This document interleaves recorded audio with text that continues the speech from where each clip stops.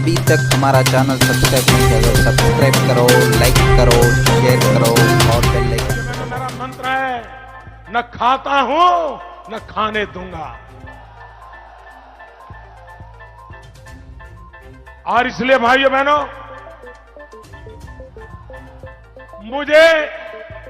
मुझे यहां विकास करना है, मुझे यहां शिक्षा की चिंता करनी है, मुझे यहां किसानों को पानी पहुंचाना है, मुझे यहां किसानों को उनकी फसल पर पूरी कीमत मिले इसका प्रबंध करना है, मुझे नौजवानों को रोजगार देना है, मुझे माताओं बहनों को सम्मान देना है। भाइयों बहनों, ये जिन लोगों ने देश को लूटा है उनके अच्छे दिन की गारंटी मैंने नहीं दी थी, और इसलिए उनके तो बुरे दिन और बुरे दिन आने वाले हैं, क्योंकि यह देश लूटने नहीं दिया जाएगा। मैं संतरी बन करके बैठा हूं। भाइयों बहनों, मैं प्रधान सेवक हूं, लेकिन मैं एक प्रधान ट्रस्टी भी हूं। यह देश की संपत्ति आपकी संपत्ति है, उसको लूटने नहीं दिया जाएगा। और इसलिए मेरे भाइयों बहनों, हमने जिन बातों को केंद्र में रखा है उन बातों में हमारा प्रयास यही है कि सारे कारनामे देश इन कारनामों से मुक्ति होनी चाहिए। बुरे दिनों से मुक्ति, बुरे कामों से मुक्ति, बुरे इरादों से मुक्ति, बुरी नीयत से मुक्ति। कि मोदी जी की हैसियत नहीं है कि यूपी को गुजरात बना सके। गुजरात बनाने का मायना मालूम है आपको? गुजरात बनाने का मतलब क्या होता है पता है नेताजी? गुजरात बनाने का मतलब होता है 24 घंटे बिजली, 365 दिन बिजली, हर गांव गली में बिजली। नेताजी, आपकी बात सही है, आपकी हैसियत नहीं है, आप गुजरात नहीं बना सकते। इसके लिए तो 56 इंच का सीना लगता है। आप मुझे प्रधानमंत्री मत बनाइए। भाइयों बहनों, आप मुझे प्रधानमंत्री मत बनाइए, आप मुझे चौकीदार बनाइए, चौकीदार।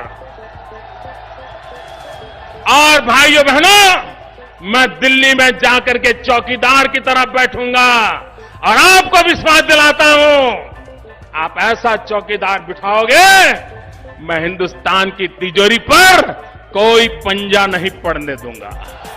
इस देश के खजाने पर किसी पंजे को पड़ने नहीं दूंगा मित्रों। और इसलिए मैं चौकीदार के नाते आपकी सेवा करना चाहता हूं। आपने उनको 60 साल दिए, हमें 60 महीने देकर देखिए, हम तकदीर भी बदलेंगे, तस्वीर भी बदलेंगे। ये हमारी चोरी किया हुआ पैसा वापस आना चाहिए कि नहीं आना चाहिए? ये काला धन वापस आना चाहिए? ये चोर लुटेरों से एक एक रुपया वापस लेना चाहिए? इस रुपयों पर जनता का अधिकार है कि नहीं है? ये रुपया जनता के काम आना चाहिए। अरे एक बार ये जो चोर लुटेरों के पैसे विदेशी बैंकों में जमा है ना, उतने भी हम रुपये ले आए ना, तो भी हिंदुस्तान के एक एक गरीब आदमी को मुफ्त में 15-20 लाख रुपए यूं ही मिल जाएगा। इतने रुपये काला धन वापिस आ जाए, जहां चाहो वहां रेलवे कर सकते हो। मेरे देशवासियों, मेरे घर, परिवार, सब कुछ देश के लिए छोड़ा है। मैं लड़ाई लड़ रहा हूं आपके लिए। भाइयों बहनों, ज्यादा से ज्यादा ये मेरा क्या कर लेंगे भाई? नहीं बताइए क्या कर लेंगे? अरे हम तो फकीर आदमी है, झोला लेके चल पड़ेंगे जी। और भाइयों बहनों, ये फकीरी है जिसने मुझे गरीबों के लिए लड़ने की ताकत दी है भाई। बैंकों का राष्ट्रीयकरण हुआ था, गरीबों के नाम पे हुआ था, लेकिन इस देश के आधे से अधिक लोग थे जिन गरीबों को कभी बैंक के दरवाजे तक जाने का मौका नहीं मिला। जब मैंने कहा मैं सबसे पहले गरीबों का बैंक में खाता खुलवाऊंगा, मैं सबसे पहले गरीबों के लिए बैंक में खाता खुलवाऊंगा, तो लोग मेरी मजाक उड़ा रहे थे। भाइयों बहनों, खाता खुलवाया कि नहीं खुलवाया? खुलवाया कि नहीं खुलवाया? मैंने सिर्फ देश से 50 दिन मांगे हैं, 50 दिन। 30 दिसंबर तक मुझे मौका दीजिए मेरे भाइयों बहनों। अगर 30 दिसंबर के बाद कोई मेरी कमी रह जाए, कोई मेरी गलती निकल जाए, कोई मेरा गलत इरादा निकल जाए, आप जिस चौराहे में मुझे खड़ा करेंगे, मैं खड़ा होकर के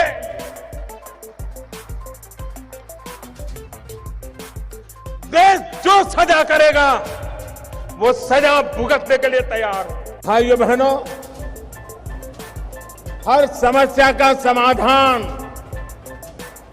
आखिर विकास में ही है। पहले ऐसी सरकारें आके गई जिनको विकास से नफरत जैसा माहौल था। उनके लिए सरकारी तिजोरी चुनाव जीतने के कार्यक्रमों में तबाह हो जाती। हमारी कोशिश ये है कि विकास के वो बातें साकार हो ताकि गरीब से गरीब की जिंदगी में बदलाव लाने का अवसर तैयार हो, हमारे गरीबों का सशक्तिकरण हो। भाइयों बहनों, गरीबी क्या होती है, गरीब कैसे जिंदगी गुजारा करता है, ठंड ज्यादा पड़ जाए तो भी गरीब मरता है,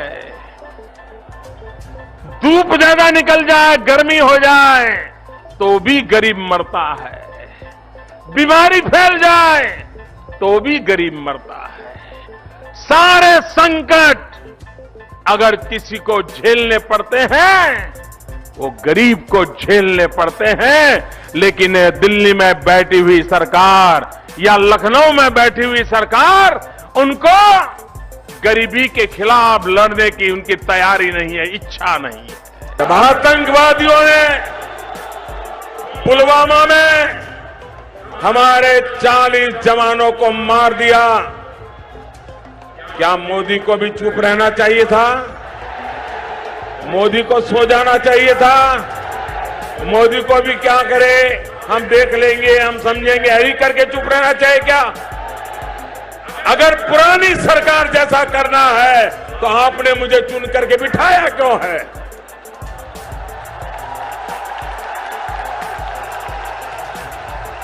मैं उनके जैसा करूं, आपको मंजूर है? उन्होंने जो किया मैं करूं, मंजूर है? मुझे देश की अपेक्षा के अनुसार काम करना चाहिए कि नहीं करना चाहिए? आप मुझे बताइए, क्या हर हिंदुस्तानी पाकिस्तान को सबक सिखाना चाहता है कि नहीं चाहता है? क्या हर हिंदुस्तानी आतंकवाद को आतंकवादियों की भाषा में जवाब देना चाहता है कि नहीं चाहता है? क्या आतंकवाद को उखाड़ फेंक देना चाहिए कि नहीं फेंकना देना चाहिए? क्या इसके लिए मोदी ने हिम्मत से आगे बढ़ना चाहिए कि नहीं बढ़ना चाहिए? वक्त बदल चुका है। ये आपका चौकीदार चौकन्ना है।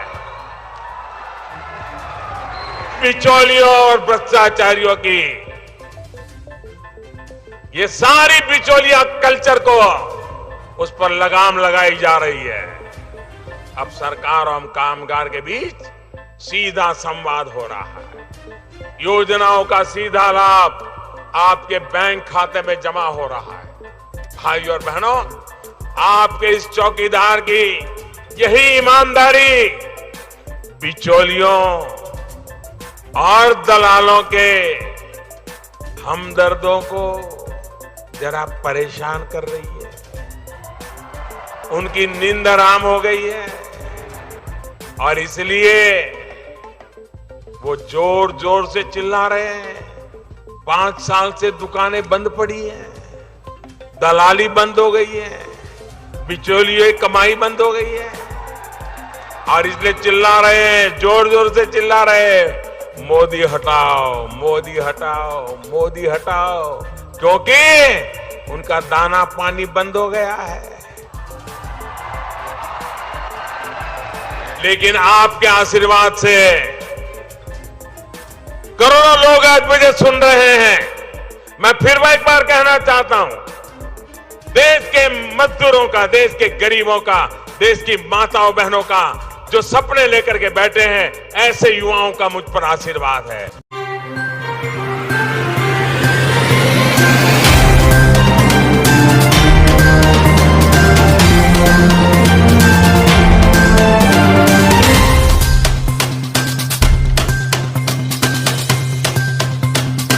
अभी तक हमारा चैनल सब्सक्राइब नहीं किया तो सब्सक्राइब करो, लाइक करो, शेयर करो।